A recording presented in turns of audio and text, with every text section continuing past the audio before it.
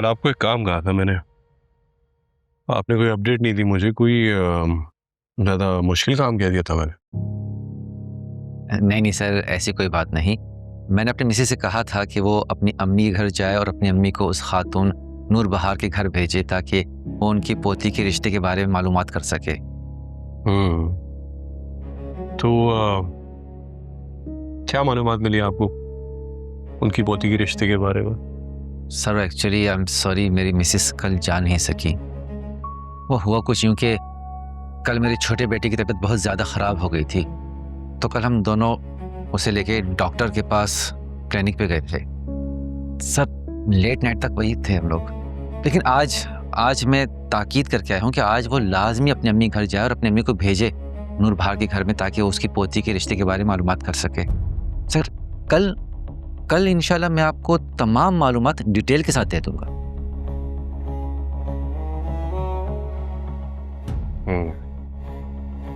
वो सब तो ठीक है, लेकिन ये जो मैंने आपको काम कहा था ये कॉल पे भी हो सकता था। जी सर। तो क्यों कॉल नहीं किया आपकी मिसेज ने? सर वो बताया ना कि मेरे छोटे बेटे की तबीयत बहुत ख़राब हो गई थी।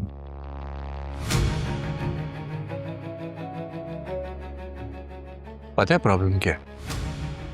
प्रॉब्लम ये है कि तुम बहुत निकम्मे और कमजोर हो। मेहनत करके कमाने की आदत नहीं है तुम्हें, सब कुछ मुफ्त में चाहिए है ना? आई एम सॉरी सर, वो बच्चे की तबीयत बहुत ख़राब हो गई थी तो एक मामूली सा काम नहीं हो रहा तुमसे।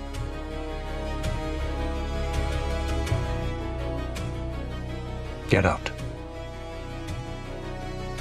Sorry sir.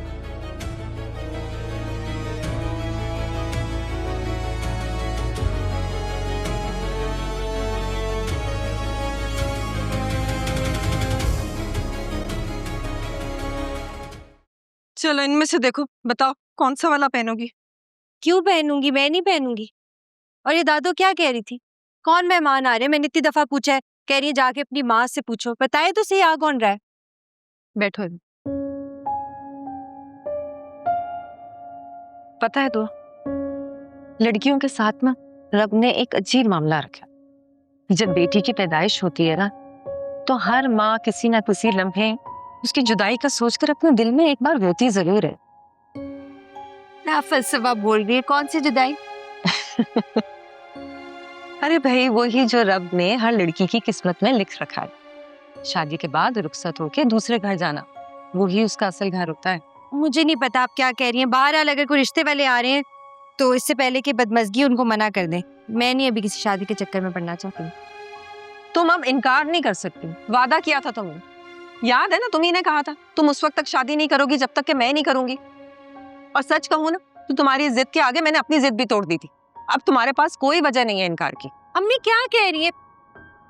मुझे ना बस थोड़ा सा अरसा चाहिए, 1-2 साल जॉब करनी है मुझे। बिल्कुल भी नहीं।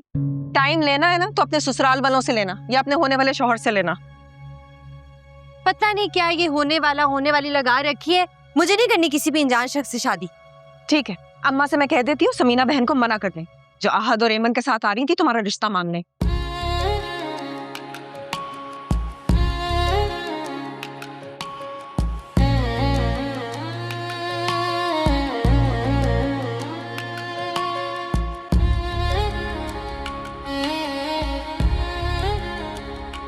अरे मोहब्बत जी, आप बुनाए और हम ना, ऐसा हो नहीं सकता। आपका कहानी में टाल सकता। मैं बस पहुंच रहा हूँ। अरे बड़ी भी, तुझे अपनी माँ क्या बोल दिया? तू तो सचमुच में मेरी माँ ही बनती जा रही है भाई। अब देखो फोन घुमाती है, बड़ा ही बैलेंस है भाई तेरे पास। लो भाई, मैं जरा जा रहा हूँ अजहर साहब की तरफ, तो बिल दे देना। वो तो हमेशा मैं ही देता हूँ, तो आज भी दे देना।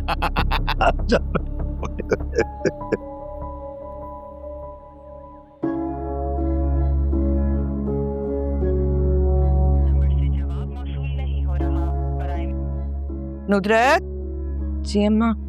तौकीर मियाँ से बात हो गई ना? आ रहे? नहीं अम्मा, किसी काम में बुरी तरह मसरूफ है, फोन भी नहीं उठा रहे, पता नहीं कहाँ है। मगर नुदरत, तौकीर मियाँ का यहाँ होना बहुत जरूरी है। हमारे घर का वाहिद मर्द है वो। मैसेज भेज दिया अम्मा, जैसे ही देखेंगे आ जाएंगे। और दुआ तैयार हो गई? ताकीद करके आई हूँ उसे, लेकिन एक बार आप भी देख लीजिए, पता नहीं क्यों मुंह फुलाया हुआ उसने। अच्छा मैं जरा किचन में काम देख लूं।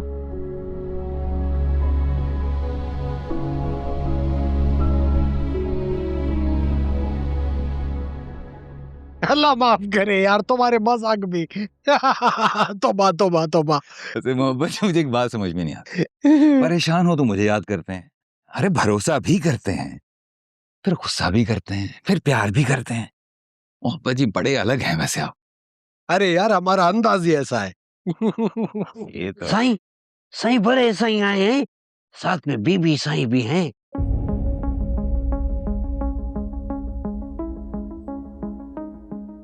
मैं निकलूं? हाँ, आओ,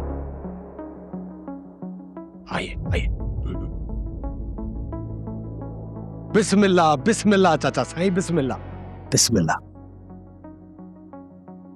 अस्सलाम वालेकुम।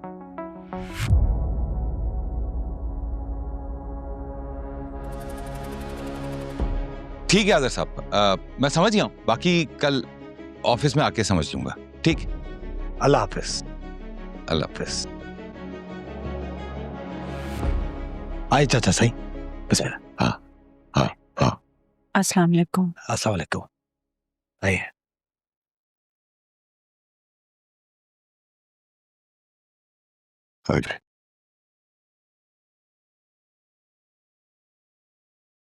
याज़िर, लगता है खानदानी रिवायत भूलते जा रहे हो शहर में रहकर। चाचा साईं कुछ समझा नहीं मैं।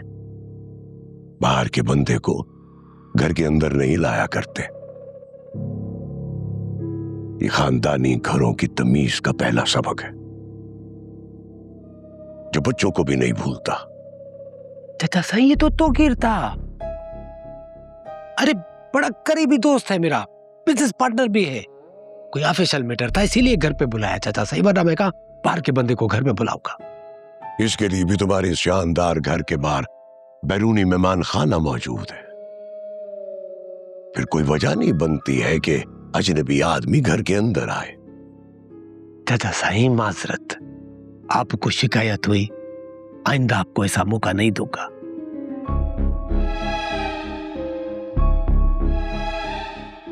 चाचा साईं आपने भी तो आने की कोई इत्तला नहीं दी।